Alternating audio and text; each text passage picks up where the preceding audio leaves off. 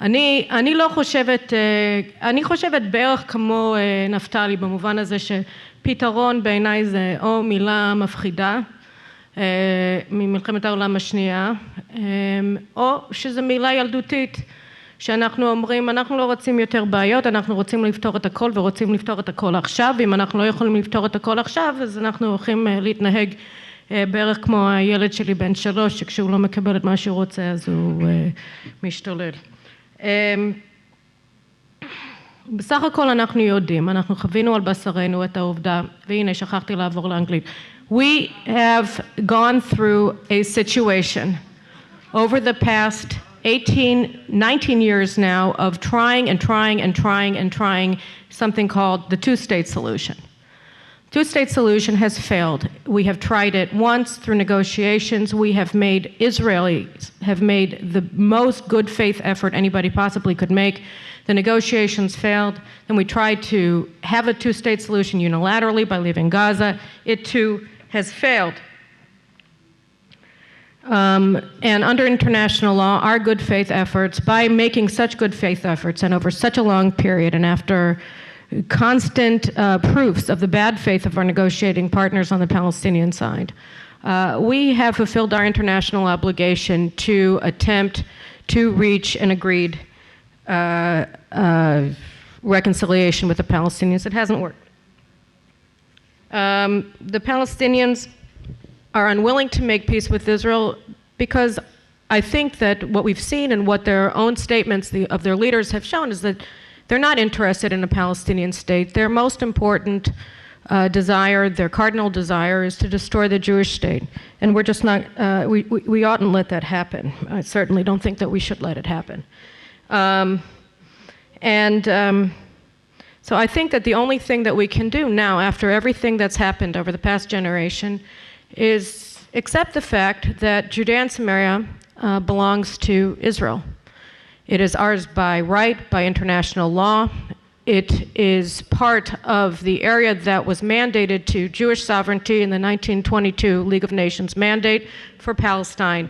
That is the only internationally, legally binding document pertaining to the land of Israel. Nothing else is legally binding under international law. That is, in accordance with international law, Israel is the only sovereign, legal sovereign to the areas, and it's a bad time that we apply our sovereignty to them. Now, having said that, I just want to go through and make the arguments for this. We have seen, we have in front of us 3 models of coexistence with the Palestinians, or an attempt to resolve the conflict that we have between ourselves and the Palestinians. The first is sole Palestinian sovereignty. The model that we have of sole Palestinian sovereignty is Gaza. And Gaza is a terror enclave. It's run by jihadists from the Muslim Brotherhood who are perfectly happy to not only attack us wantonly and for no reason, but also to cooperate with the forces of global jihad and with Iran. We have the model of shared sovereignty, which we currently see in Judea and Samaria, with the Israeli military government on the one hand and the Palestinian Authority on the other hand. And we see that the Palestinian Authority uses their control over the Palestinian Authority to erode Israel's legitimacy in asserting its rights to Judea and Samaria and in general to exist. And then we have the model of sole Israeli sovereignty, which we see in Jerusalem.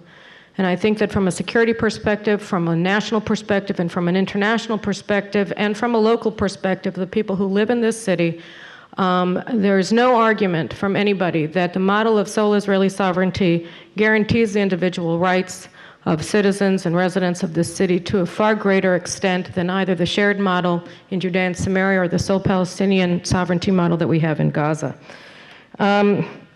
And from a security perspective, I just want to throw out one thing, which is that when we look at the security model in Judea and Samaria, we have to ask ourselves, why is it that Israeli Arabs on the other side of the 1949 armistice lines were not blowing themselves up every day, as we saw people right on the other side 2 seconds away in places like Jenin and Tulkarm doing? Why is it that we didn't have the same kind of terrorism coming out of the Israeli Arab sector, when the Israeli Arab leaders themselves seem to be politically indistinguishable in many of their remarks about Israel's lack of right to exist as the Palestinian Authority leaders from Fatah and Hamas.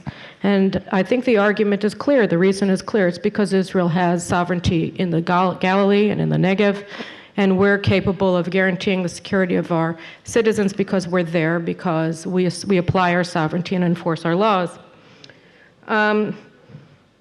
Now I'll get to the part that I almost wanted to begin with because it riled me. So, and that's the issue of demography.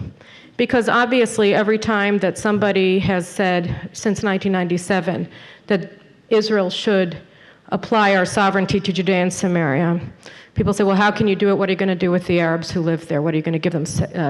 You're going to give them citizenship? And my answer is yes. We're going to give them citizenship. They can apply for citizenship. They can be permanent residents of Israel. They can be citizens of Israel. They can vote in the Knesset elections. Absolutely. And the reason why I can say this without hesitation is because we have to recognize that the demographic data that Nir was stating has been proven incorrect.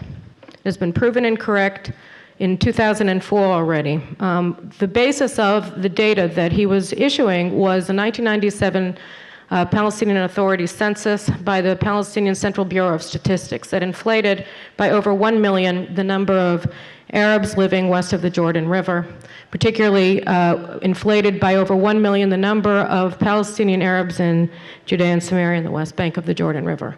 And in fact, the number is not 2.6 million people, Arabs, living west of the Jordan River, and there is not parity between Jews and Arabs west of the Jordan River. If Israel were to apply its sovereignty to Judea and Samaria tomorrow, Jews would still maintain a 2-to-1 majority over the Arabs in the larger state of Israel. Moreover, Arab fertility rates are not greater than Jewish fertility rates. To the contrary, throughout the Arab world, there has been a collapse in fertility rates. In Iran, it's gone from 8 to 1.7 in a generation. The Palestinian Authority and Israeli Arabs are converging now with Israeli Jews at 3 children per woman, with Israeli women, Jewish women now having 3 babies per woman, and Palestinian Arabs in Judea and Samaria and in Israel proper are having 3.5 babies per woman. That is, there is convergence.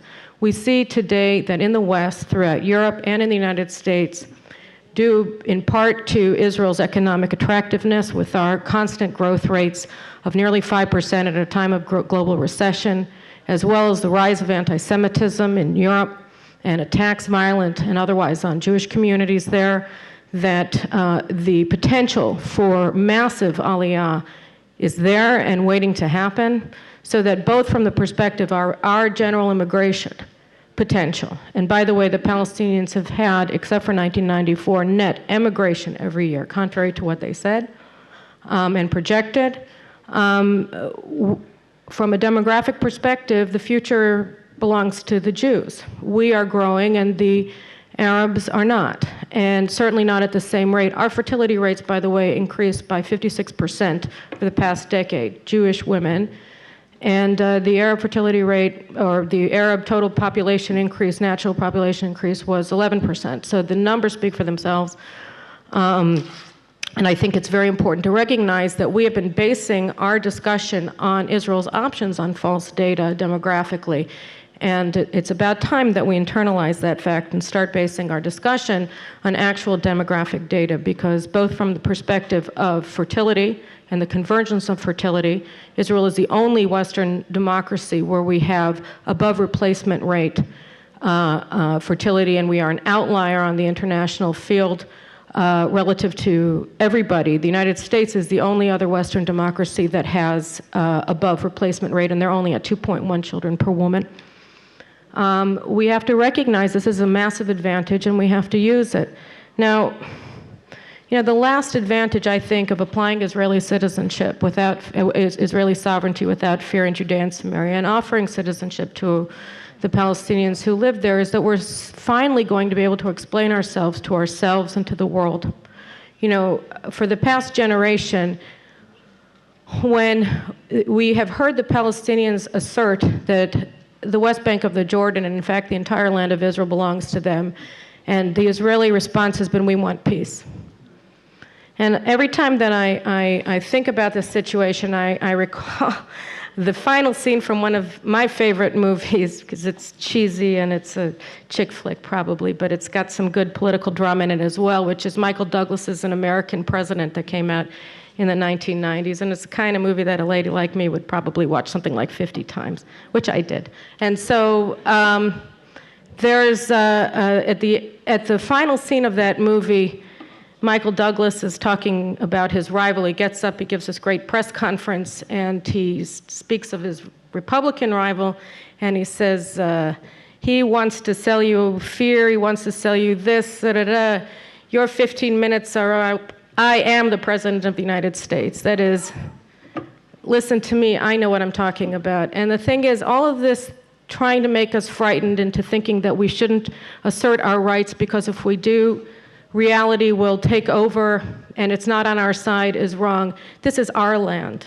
This is our land. It belongs to the Jewish people by law and by right, and it's about time that we stop hemming and hawing about it and just say it and rule it. Thank you.